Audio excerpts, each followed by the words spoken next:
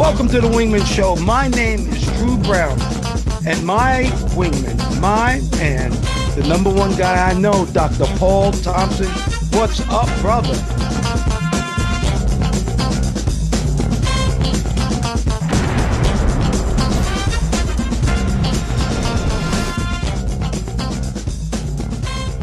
Welcome to the Wingman Show, where we're floating like butterflies and stinging like bees. Rumble, you two badass jet pilots, rumble.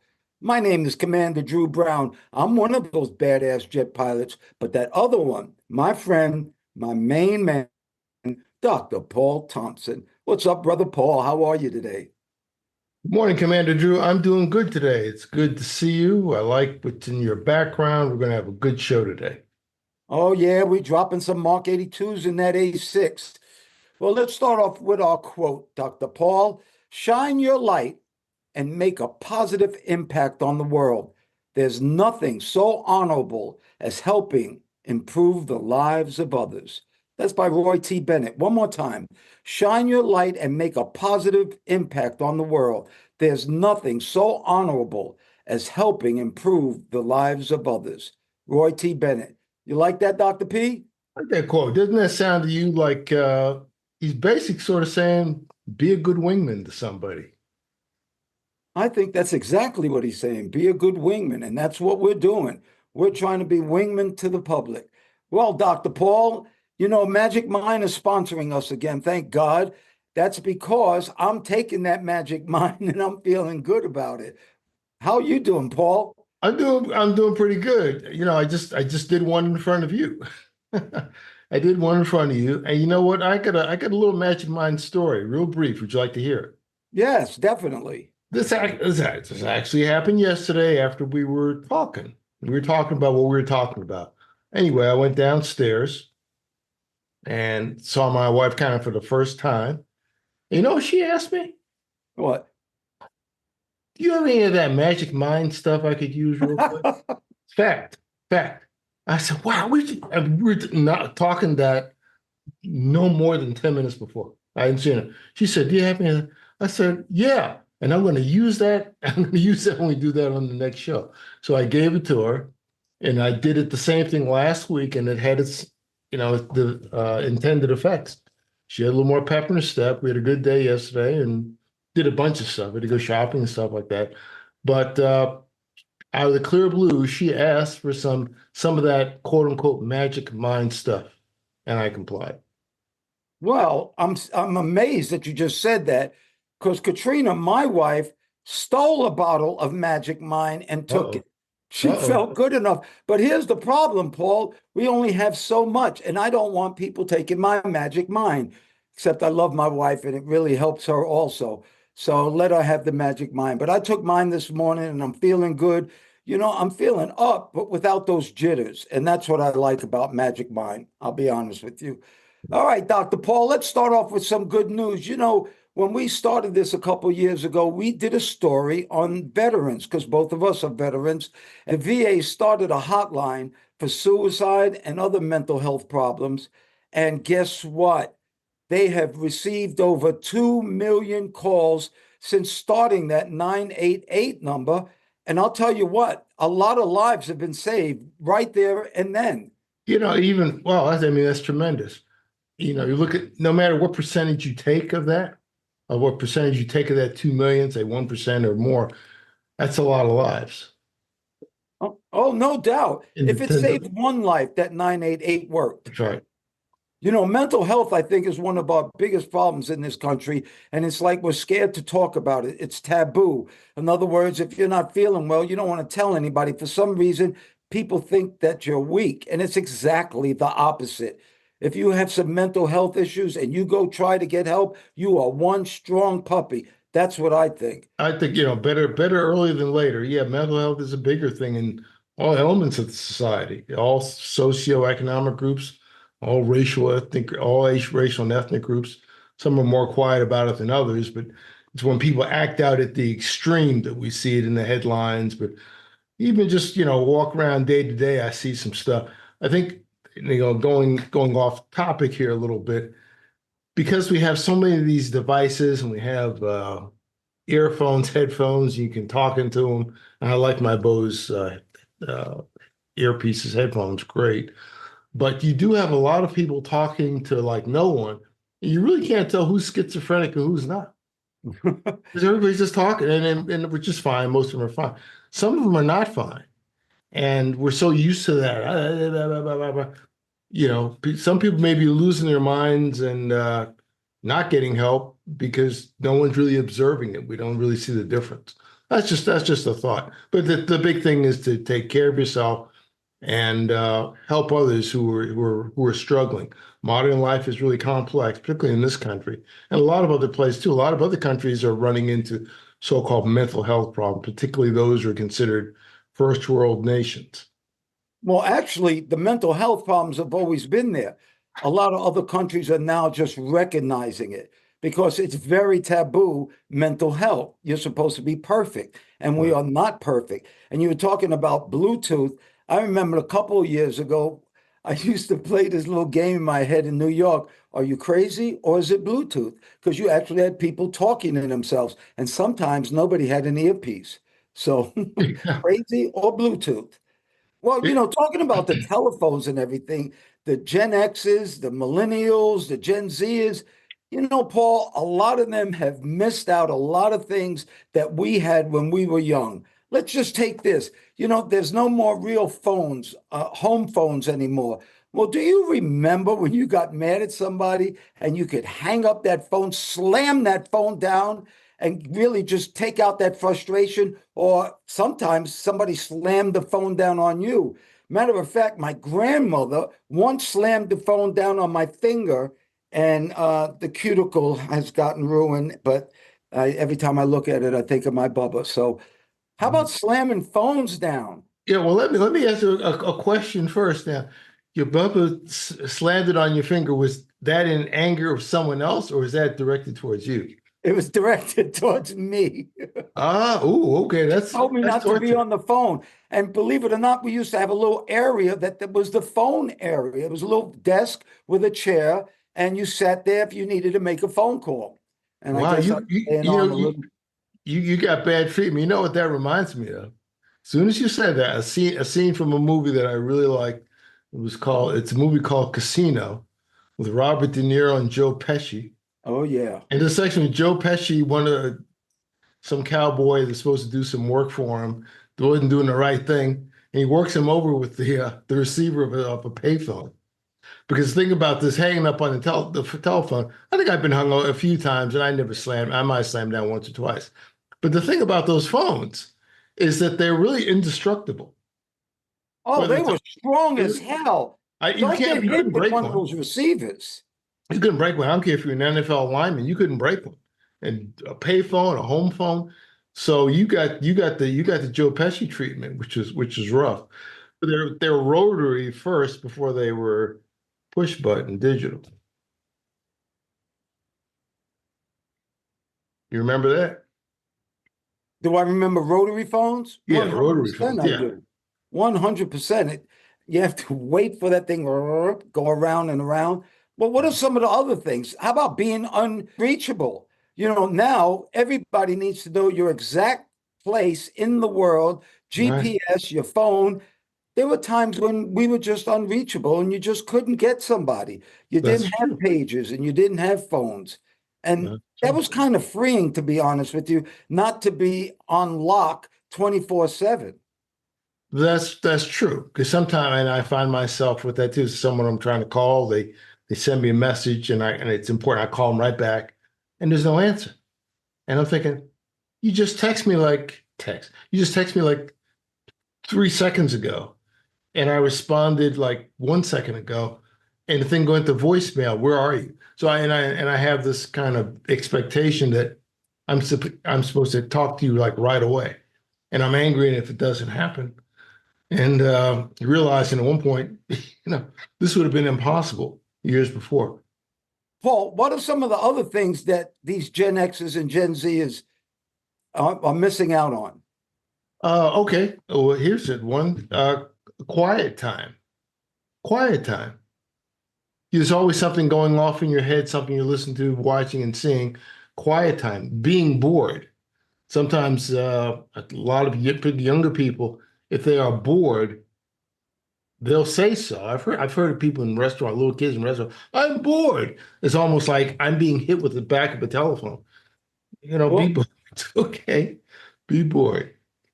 well, if you think about it, sometimes when you were bored and you said it, they would say, well, go find something to do. And believe it or not, we went out and found fun. Right. We went out and found fun. Another thing that people don't do is we stayed out all day long and we were never worried about things happening, mysterious things or crazy people. We were just free. And, we used to go get lost sometimes. And that's how you really learn a city. Now you have GPS, you know exactly where to go, but you won't ever really learn your city unless you get lost sometimes, don't you Yeah. think? Yeah, I agree. And that, you need to do some walking. You remember our mutual friend, my friend from New York, I call him the Minister of Information because he has so much information. We were talking the other day about how much walking we used to do from one to the other because we didn't live close together. Paul, Walk. in the city where we grew up, every block was another adventure.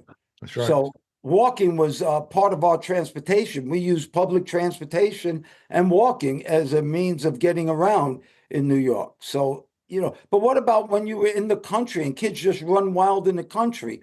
Well, now you really have to be safe. And I think kids don't have that freedom anymore. I really don't. How about this one? How about dating? God, I am so happy I'm married because I don't know if I could swipe left, swipe right, swipe left, swipe right. Somebody once showed one of my son's very good friends, he's like a son of mine, Jason, was showing me these dating apps, and I swear I thought it was hookers. That's what it felt like I was just passing through hookers, picking out one to be with. This intuitively, I figured out. Now, obviously, I've not done any of this stuff. Intuitively, I figured out something because I hear something like, usually some female or a woman criticizing some man or whatever, and something saying words such as, "Well, he's one that you just swipe left." I said, "What does that mean?" I have no idea what it is. Never done it, and I thought about it for a while, and just about the way English is set up, we read left to right. So if we want to keep reading on a screen, I could see where you would swipe left to continue. So that probably means you swipe left to continue to another person. I think I'm right. I haven't looked it up. I think that's right. But you know what else I really missed? Remember when you were young and you bought a record and whether it was a 45 with that little yellow disc that you had to keep at home Yeah. or an LP, it was like gold in your hands. You Yes. were walking around with a new album that just came out. It was just pleasurable holding it, waiting to get to a record player. I still have the very first album I purchased downstairs. Might be worth something. I bought it when I was 10. It's from 1964. And when they started, rap started, when they started scratching records, first time I heard that, that was almost like a terroristic act. Oh yeah. How could you do that? God forbid you have to scratch on your album and it Yeah. just would skip and skip and Yeah, skip. Not good, not good. We used to have to treat those records very carefully. I Well, forgot Paul, about the name of our show this week is How to Stay PP Free in a Pool. Don't be an Olympian swimmer. Well, I got news for you, everybody out there. Olympian swimmers pee in the pool all the time. They did a big article about it and they said that's where they feel most comfortable. And the real reason is, Paul, they hydrate a lot. They hydrate a lot before they it. go into the pool. Mhm. Would you think Olympians would pee in a pool? To be honest with you, I never gave it any thought. But I used to wonder, watching Star Trek and other things, they never really went to the bathroom. But I mean, Captain Kirk never said, "Excuse me, you got da da da." I did in the airplane thousands of times, but they never had to get up and go. Spock or any of them. I wonder what the bathrooms look like on the Enterprise. That's a good question. That's a good That's a good question, huh? question. But I never thought about that with the Olympia. I mean, they swim because when they show them, they jump in the water and they do their thing, and it's a long session. Seemed to be like maybe 5 minutes or so when they're racing. That's a long one. But I never thought about that. They spend their lives in pool. I mean, everybody's lean and stuff like that, so they're obviously burning serious calories, burning everything. They got to rehydrate and get their energy up. Never thought about it before. But I guess maybe that's why you need so much chlorine in the pool. That's correct. And that's what they said. There's extra chlorine in Olympian pools just because of that. How about that? Yeah, I used to I learned to swim at a YMCA in Jamaica, Queens on Parsons Boulevard. I'm sure it's still there. That's a show in itself. But anyway, in the basement, they had this massive pool. That is the most chlorine I've ever encountered in the world. Oh, yeah. I mean, it was like massive, and everybody's eyes were just running, and just as Yeah. we walked down there. But I don't remember anybody ever getting sick. No, you could smell that pool a long way away. I learned how to swim in Brighton Beach in the ocean. Okay. So I didn't really have that chlorine problem when I first started. All right, check out those badass jets we have behind us. Paul has some F9s on a carrier, and I have my A6 Intruder, a Grumman A6 Intruder, dropping Mark 82s, 500 pounders. Paul, tell me a little bit about your jet. Yeah, in the back it's the F9 Panther. I don't know what ship it's on, but it's the F9 Panther. What I know about it is it's the first Navy jet used in combat. When it was during the Korean War, came out right after World War II, but it was deployed in Korea. Uh, and they had it could fight. It was a straight wing airplane. I think it could go like 575 miles an hour, which is pretty good for straight wing airplane. They were able to shoot down some MiG-15s. Very, very Wow. difficult to do. And I think they had rockets. They fired rockets. They dropped bombs, but they fired rockets and had a machine gun. Very, pretty, Wow. pretty popular airplane. Blue Angels flew them for a while too. That was that was their first jet, I think. I was just thinking about this. Could you imagine being the first jet pilots? Like me, some badass jet pilots. But what about going from propellers to jets and being the first pilots to land on carriers with a jet? That had to be mind blowing. Once Yeah, again, going to the moon. yeah, I think so. Because I think there was a steep learning curve for I guess military pilots and civilian pilots too. Sometimes things didn't work well because jet engines have a lag compared, or at least the old ones did, had a lag compared to a prop. Prop, you got instantaneous power when you made a throttle adjustment.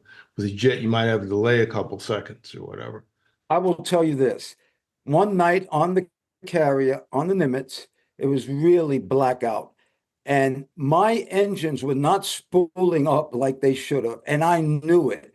It was kind of iffy. And I called the maintenance guys over and they checked it out. And guess what? They were not spooling up. And I got canceled for the flight, but the plane went down. Hmm. But that was really, really terrifying when those engines wouldn't spool up when I pushed that throttle up. That's Everybody, thank you so much for watching us on YouTube and TikTok and listening to us on Apple Podcasts. Thank you so much. Hit us up on that Instagram. We really appreciate your support. And the more times you can subscribe, all the people out there, it helps us out a lot. Thank you so much. And we also have a newsletter at our website, wingmanshow.com. That's wingmanshow.com. You can go to our newsletter, and this week's newsletter is a great one, How to Start Eating Healthy. If you're not eating real healthy right now, check out our newsletter. And this is like a little beginner's guide, how to get your, I'm sorry to say this, but how to get your shit together, because you are what you eat, and you really have to start looking at the things you put in your mouth. Yeah, that is important, and there are a lot of people who do struggle with weight control, weight, and they're trying to do this and trying to do that.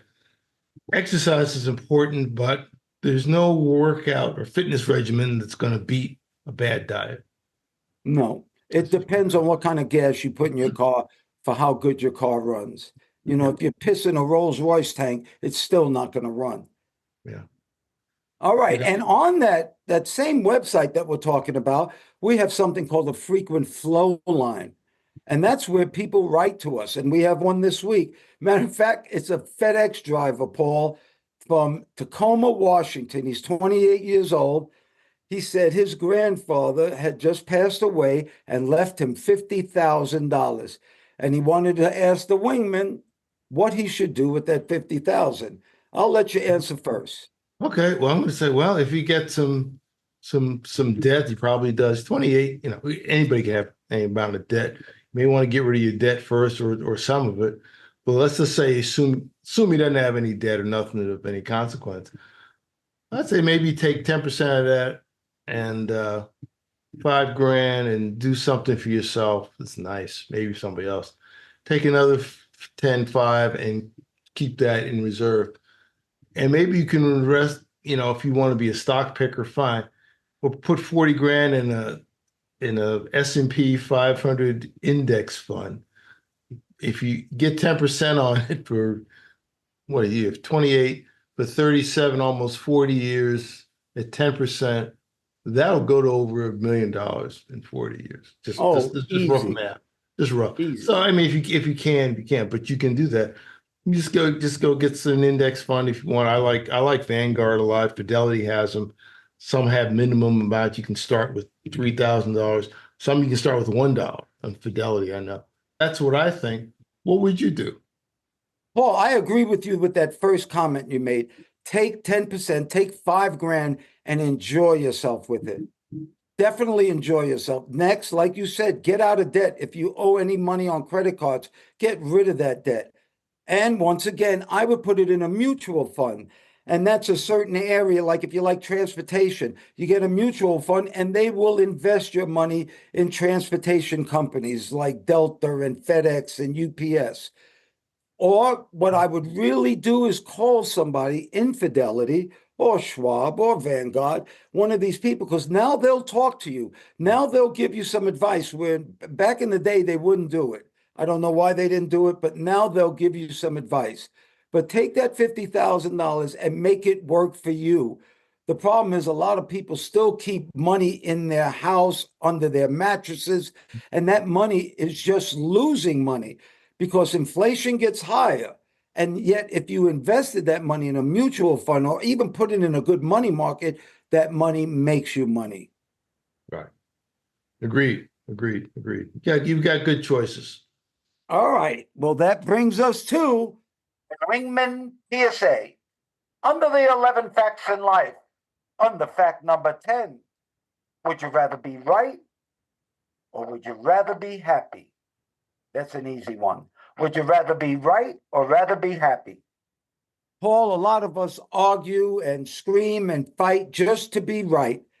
And if you think about it, anytime you argue with somebody you love, even if you win the argument, that's not nice making somebody feel bad. That's not nice making them feel less. That's not how you do it. You want to be happy. Being right is not that important. It takes some time on planet to learn that, though, Paul. And you have to go through life a little bit to really understand that you'd rather be happy than be right.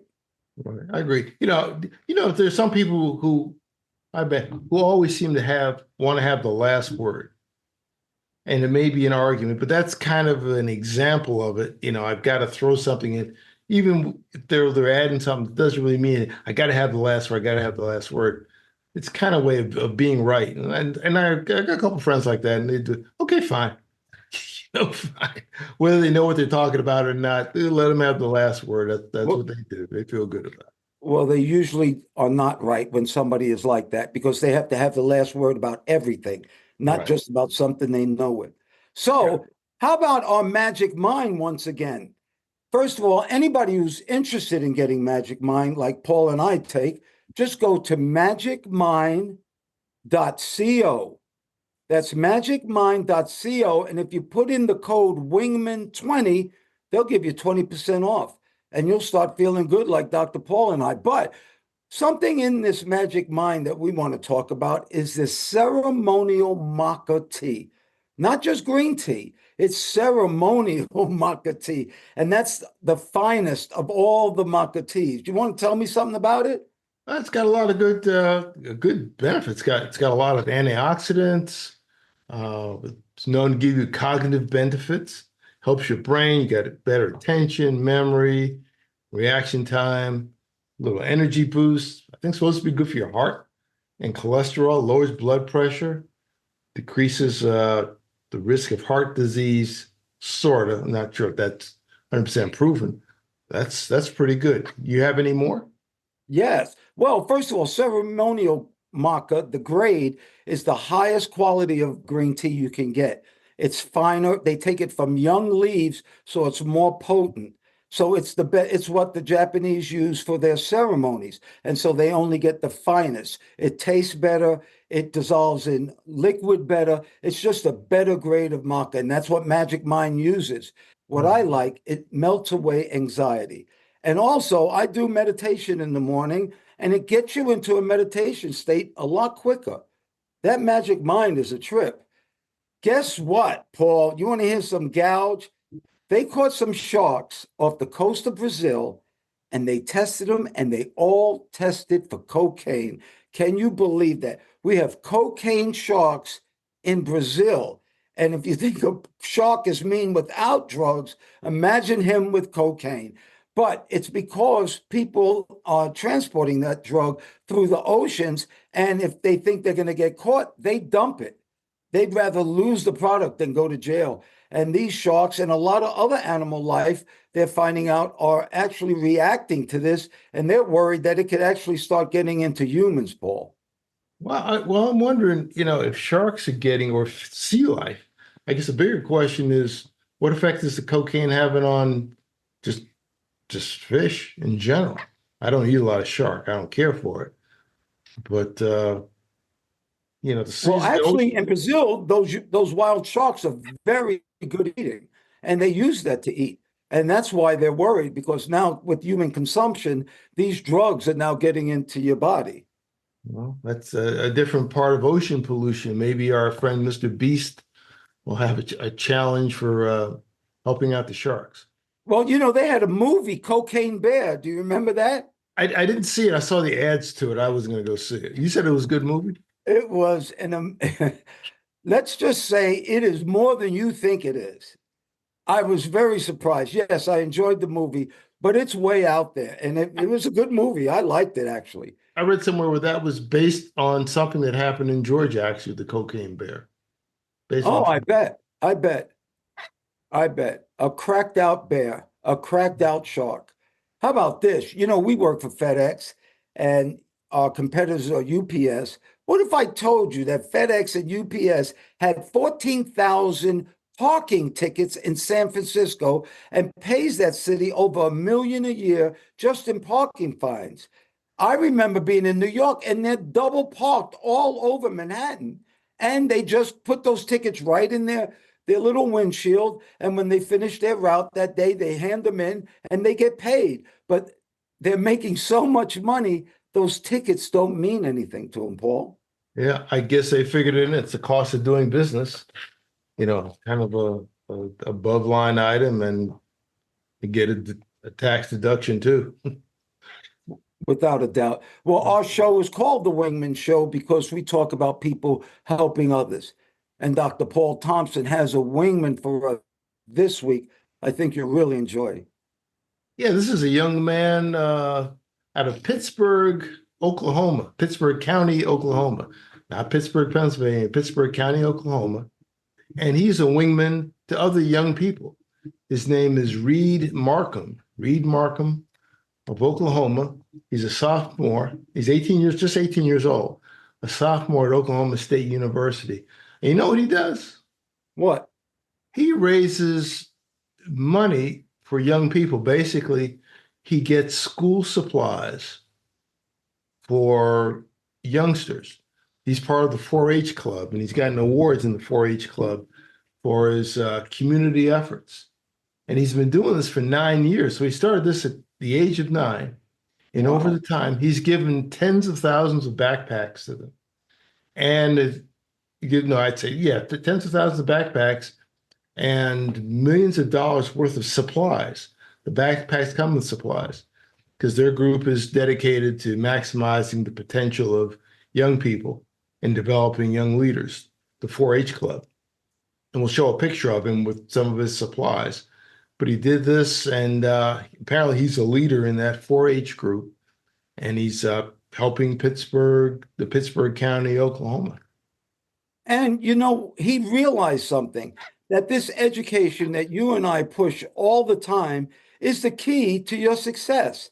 When you're educated, you can deal with society. When you're educated, you can learn new things. You can learn a new skill. In order to make it in this country, on this planet now, you have to be educated. And the technology that's coming, you're going to be left way in the dust if you don't get your head together. So by him giving all these backpacks away for 9 years, he started doing this when he was 9. That's an incredible wingman. Anybody out there who can hear my voice, whatever you think is beautiful, whatever you think is important, and whatever makes you happy, may you have that today and forever. I pray for peace. I pray for peace too, Commander Drew.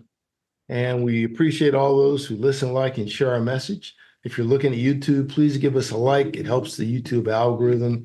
Click the subscribe, and you'll get a notification when we come out with a new episode. Take care of yourselves, and we'll see you again. Thank you once again, Dr. Paul Thompson, my friend.